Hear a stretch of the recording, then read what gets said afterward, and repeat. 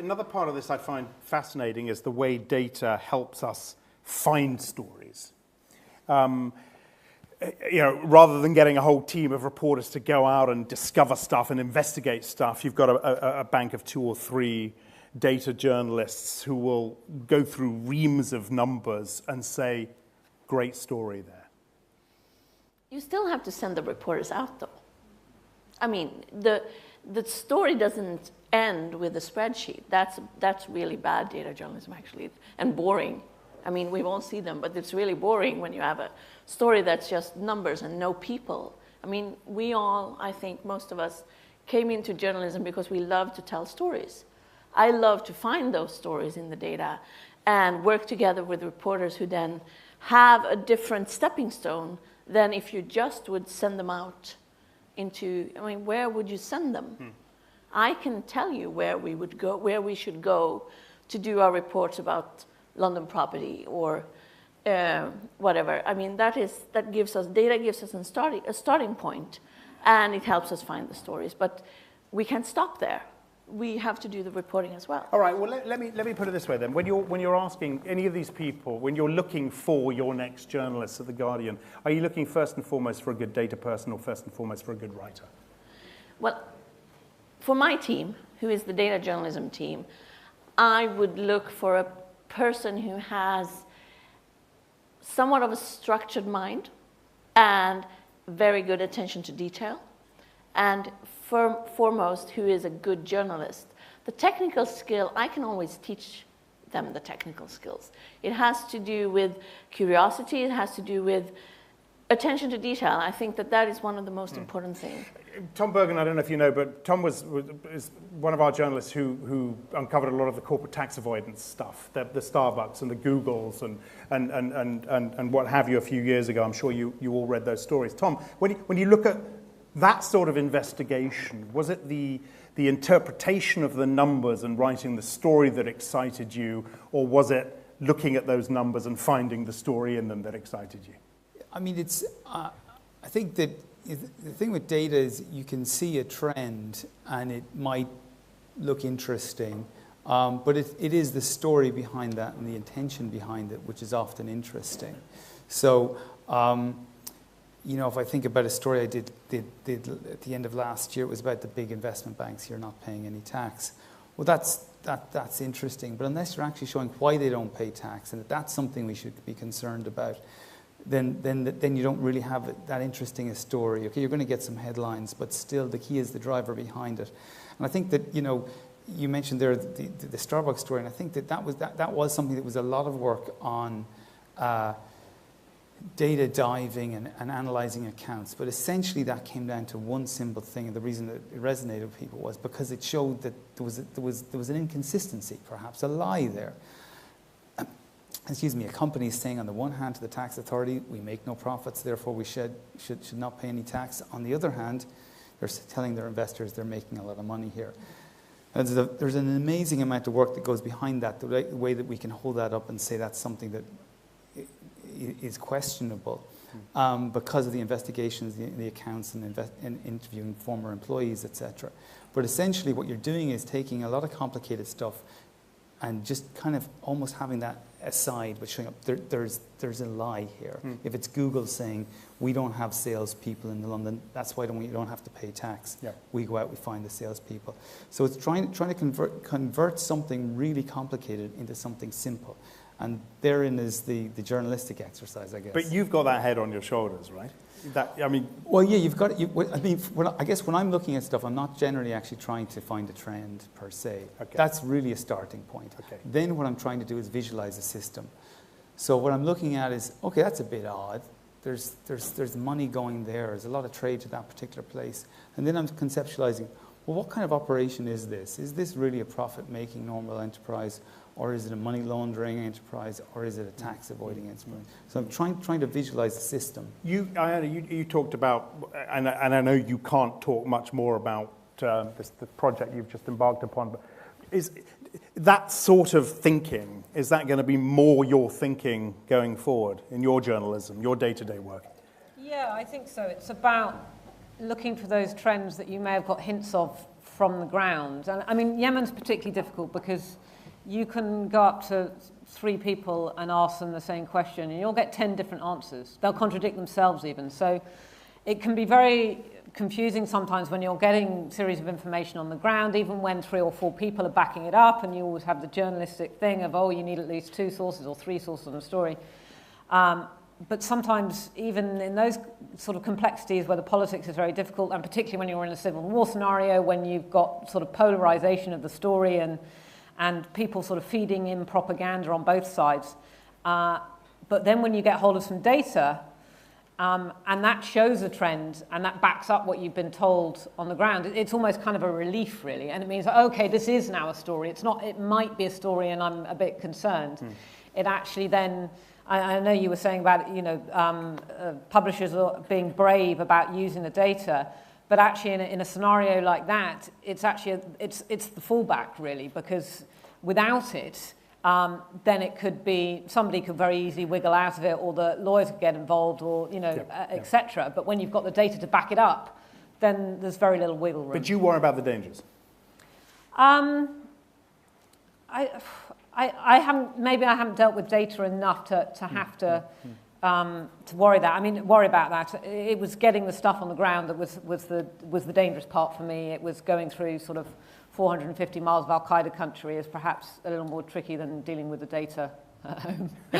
Sorry, that you know, no, hey, I'm going to open it up in just a second. Yeah, I'll open it up in just a second. I know one of the things, and we talked about this beforehand, Helena, data journalism as a genre, and you don't like this idea. And there was this quote I read when I was prepping for this panel. Data journalism only differs from words journalism in that we use a different kit. It's like photojournalism, just swap the camera for a laptop. Is that simplifying it too much? I mean, I am not too fond of the fact that a lot of people think that I work in a special genre. Because we don't talk, I mean, when I started, it was called computer-assisted reporting. We never talk about telephone-assisted reporting, even though we actually do telephone-assisted reporting every day, maybe a little too much sometimes, or pen and paper-assisted reporting. And the same way I would say that the computer is a tool, our methods is a tool, and that is also what makes my work so creative, is that there's so many tools in the toolbox. And in one way, I feel a little sad for journalists who say, I don't want to do that, that's boring, it's just numbers. Because it's not, it's people. Every row in a database is a person, or a place, or a property, or whatever I'm now, or a company that I'm looking at. And it's my creativity that sort of lets me sort of lure out the story on that in one way. And I told you before that I actually look upon sort of my spreadsheets and my databases as interview people. I mean, I am interviewing them, and it's the same way as a good interviewer. I have to ask questions, listen to the answer, do follow-up questions on that answer, the ones that we sometimes actually forget to ask. Or I have to find a new person, a new database to contradict my data in order to sort of see what is the true thing. So in one way, I think that it's a very, very creative job for me. It's not. Okay. I'm told this is a crowd that has lots of questions, so I've been instructed to stop pretty early and open it up to the floor. So let's have some questions from you lot out there. Yeah, gentleman there. I think we've got a microphone. Have we got a microphone? Maybe you just need to stand up and yell. Oh, we do have a couple of mics. There we go. Yeah, right over there.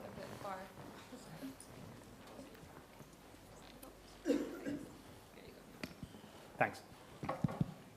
Hi. Tell us where you're from. I'm from Turkey and currently studying financial journalism at University. And I have a question for Tom. You mentioned that stories about tax avoidance should be focusing on the underlying causes. But I mean, the underlying causes of these issues are like what these companies do are mostly legal, and they are like creating loopholes. But the way the media tells these stories are like these companies are not paying taxes, and in a way it's kind of speculative. I mean, do you agree with that? And if not, how do you think the big media can change this?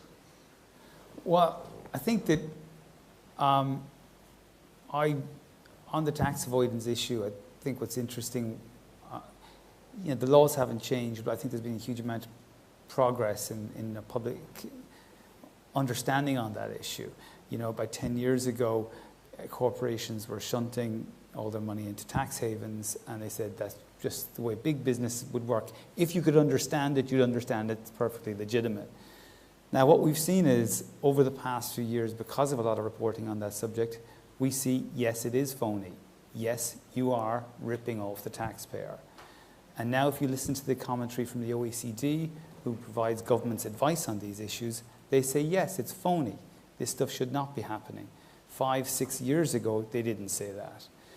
So I think that and I would say reporting has played a lot into that these behaviors are not consistent with any intended legislation. This is not efficiency. This is somebody not paying money that every government has said they should pay. So I think if anybody holds that up and suggests that this is money that people are trying to stretch the rules, I'd say that's pretty accurate. And I think that any journalist who says that's the case, I'd say is also being pretty accurate. So, okay. Let's have another question. Yeah, lady right there. Hi, I'm Anastasia, and I'm a journalism fellow at the Reuters Institute. And I have a question to Elena. So I'm making research about investigative data journalism. And I wonder, speaking of dangers, how much open data that is provided is a smokescreen, or how much it actually allows to make a qualitative data investigations?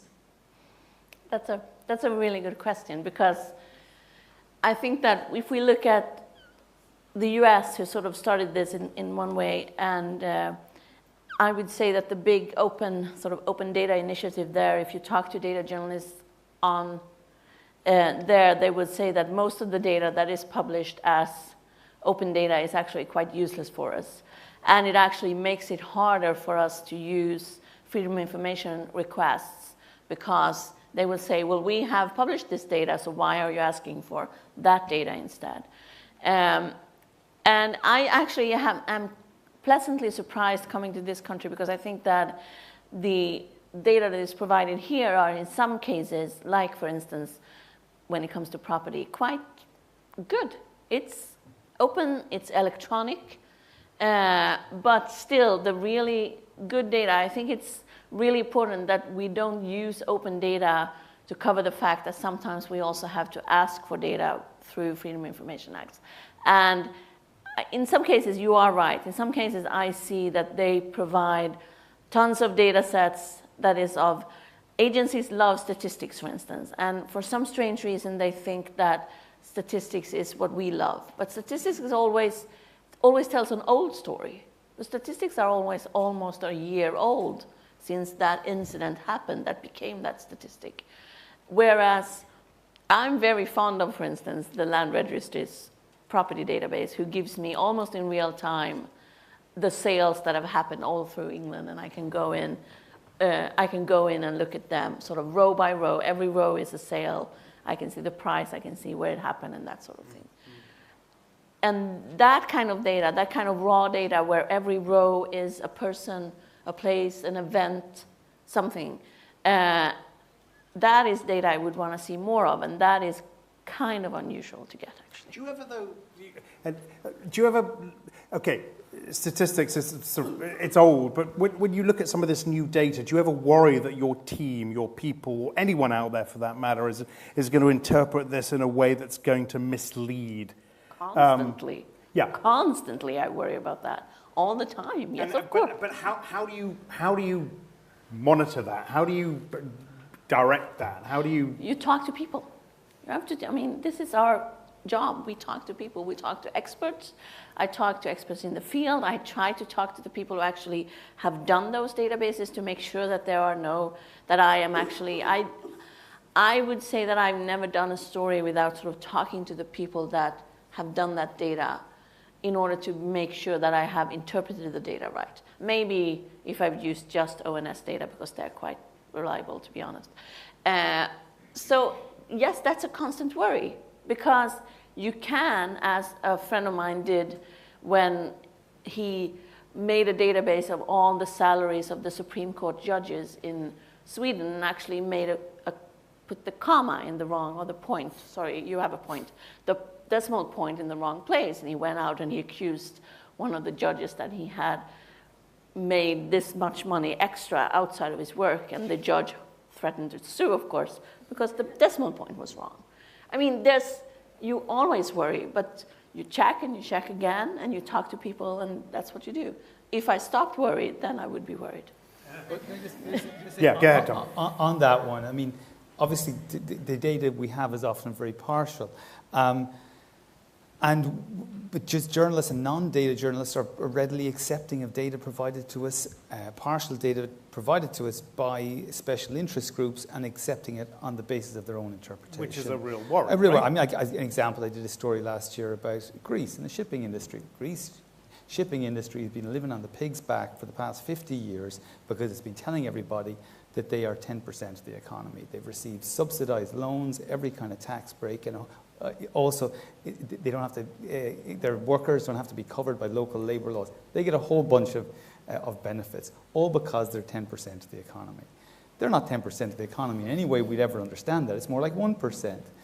They're 10% of foreign exchange earnings if you count it in the way that they do there, which is the only place in the world they do that. The problem is everybody who receives a press release from the shipping organization sees this, we're 10% of the economy, and they write it. Now, there is no data to get official data to judge how much they contribute, because all they contribute, all that they count is the top line, what comes in. They don't count what goes out. And when you do that, which I did from compiling company accounts of the shipping companies, you could see that 90% of it was going back out. So you're left with about a 1% contribution as opposed to 10. The point being, if the data doesn't allow you to come to a conclusion, don't accept that you have a conclusion just because a PR sent it to you. And that's something for everybody, not data reporters. Okay. Yeah. Yeah, gentleman right there. This one wasn't an innocent mistake, I suspect. Hi, Tony Austin. I'm a former Reuters correspondent. I joined the company about 40 years ago, about the same time as Barry here, but I didn't stay quite so long. When I joined Reuters, I thought this is the best news organization in the world.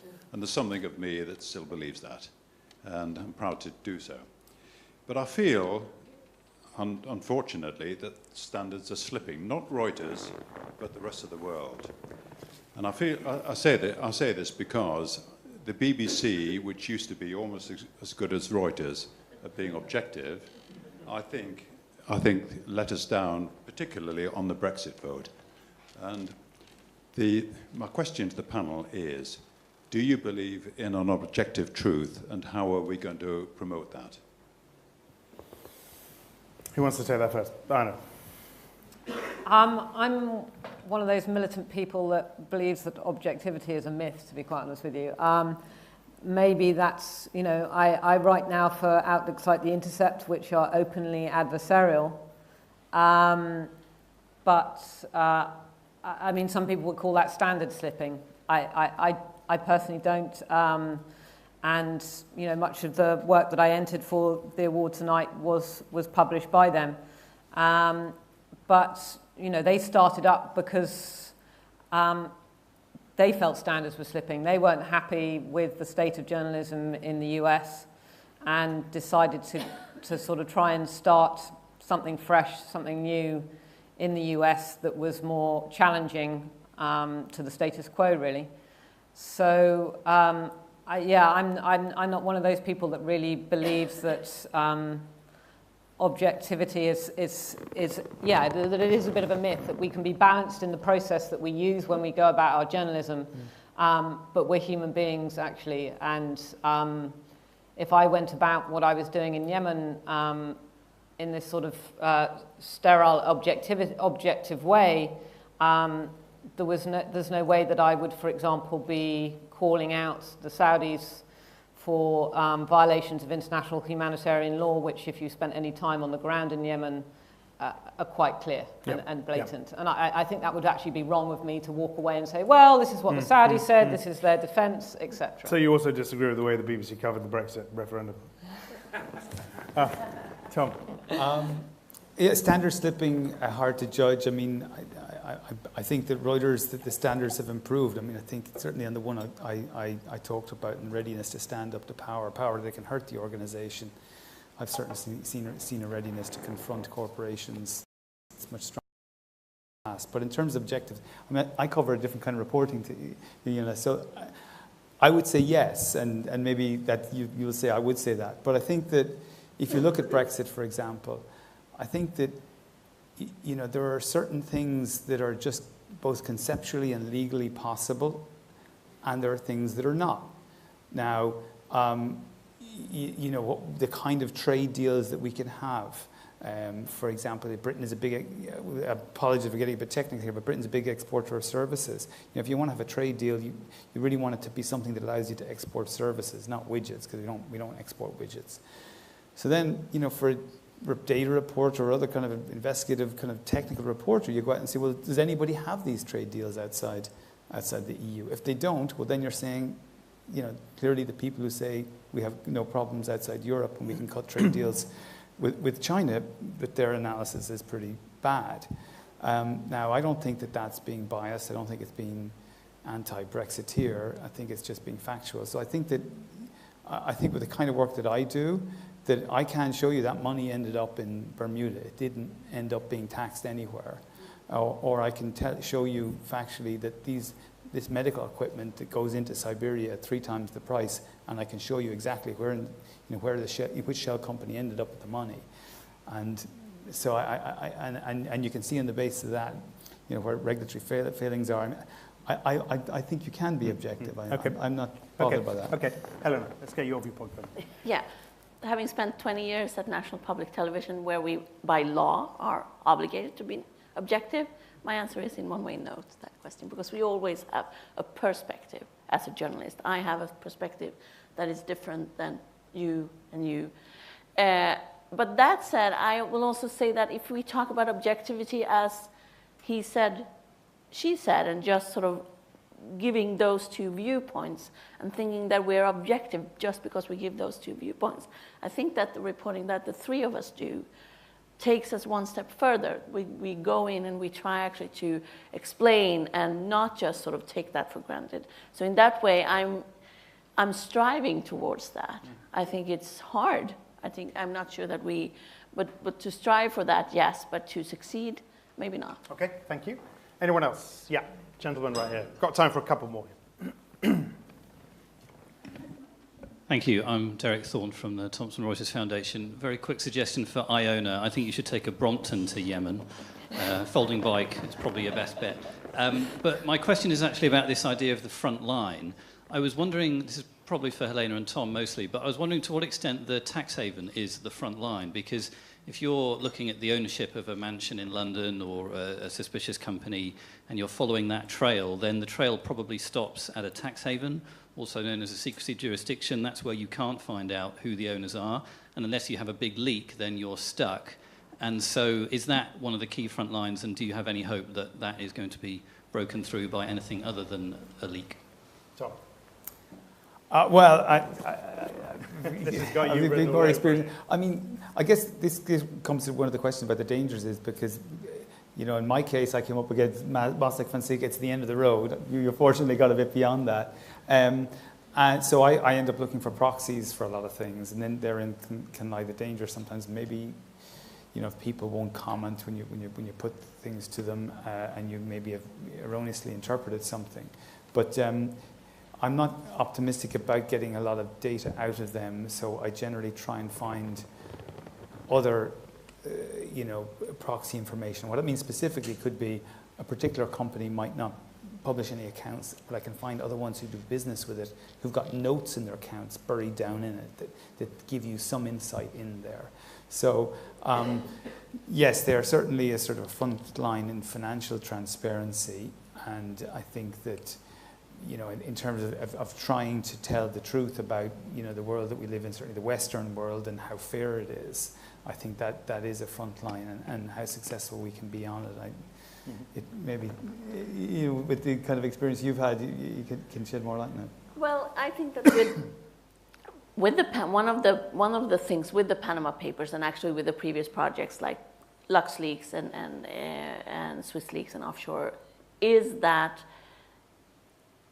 I think you're right. I think that is one of journalism's front lines right now, is that we want to go in there, we want to get further than we did. And in one way, these leaks, one leaks that leads to another, I don't think that whoever the person was who called Bastian Obermeier at Süddeutsche Zeitung, I don't think he had called him if WikiLeaks hadn't been there, if offshore leaks hadn't been there, if there hadn't been. So what we see now in one way is that we get more and more people who actually get upset over what they see in their work and saying, I don't like that big corporations are hiding their money like this, as I sit here as an accountant. I have no clue who this person is. Nobody, it said, has. But as I sit here as an accountant. But also actually using Panama Papers to actually change the law, force companies to give up their beneficial owners or their persons with significant control. We see that UK is the first country in the world, I think, almost, that is trying to make a database of companies' beneficial owners, for instance. When we did a proper story about the ownership, the offshore ownership of London, we had the mayor come out and say that maybe it shouldn't be allowed to own property from an offshore company. The beneficial ownership laws, this database here in the UK plans predated Panama Papers. Right? It did, but I think it did in one way, but I think that it actually has come into place. Okay. Would probably be not just Panama Papers, but other leaks. Bit of momentum. Yeah, bit of momentum. One more question. Yeah. Go ahead. Thank you very much. I'm Samira Kawar. I'm a freelance energy writer for Argus Media, and I also provide some training for the Thomson Reuters Trust. My question is this: and it's mainly to Tom and Helena, a lot of these documents, I presume, that or data that comes into the hands of journalists is highly, highly confidential. How can you have the confidence to use that and know that it's not fraudulent, or that someone has leaked it to you who has an agenda and might be using you to incriminate someone? How can you be absolutely sure that what you're using is not a fraud? Well, I mean, for me, quickly, I mean, most of the work I do is publicly available information, so I'm trying to mine information that is publicly available to anybody to see something that's, you know, that usually by overlaying different data sets. So it could be procurement databases with company accounts and other things. But in terms of when, you know, it is non-public information, like bank databases or things like that, transactions, you know, you need to check it out and go to people who are the subject. I mean, you know, Reuters practices no surprises journalism. So early on, we go to people and say, look, it looks like you're a crook. Do you want to tell me, are you a crook? You know, usually people have some reaction to that. No, I think that is. I think you're putting a very important point. Is that we can never be 100% sure. We can never be. I had, besides Panama Papers, I also had the privilege to 6 years ago work on one of the WikiLeaks databases, and we spent an enormous amount of time going through this and trying to verify all the reports that we saw in the Iraq war logs with other reports, with public information of different kind. And the same thing with the Panama Papers. And as you said, then of course, before publication, confronting people that we're writing about and writing them and saying, it looks like you have a company here in Panama. Can you have any? I think we sent, I don't know how many letters we sent, but there were over 1,000 letters before we published Panama Papers from The Guardian. So we wrote a lot of letters. We started sending them out way before, just to make sure. And that my biggest fear is actually that among the genuine data that somebody would put in 1 or 2 documents that are false. That's always the scare. But we try to check every detail that we use in the way that we can as much as possible. But I will again go back to sort of other types of methods within journalism, which is that when you have a source that can't be named, that tells you stories, you have to in one way deal with that in the same way. You listen to that source and then you try to verify what he or she is saying. If we're looking at the Watergate, there was a source there. What if he was lying? What if he had an agenda? It's the same way. We have to be journalists first. Okay. I'm going to stop it there. We're all going to be outside, so do come and grab the panelists if you've got more questions. I want to leave it there because I think it really does link the 2 parts and shows how well this discussion fits into this evening. And when I was first confronted with this title, I wondered where it would fit in, but it clearly does. Iona Craig, Tom Bergin, Helena Bengtsson, thank you very much indeed.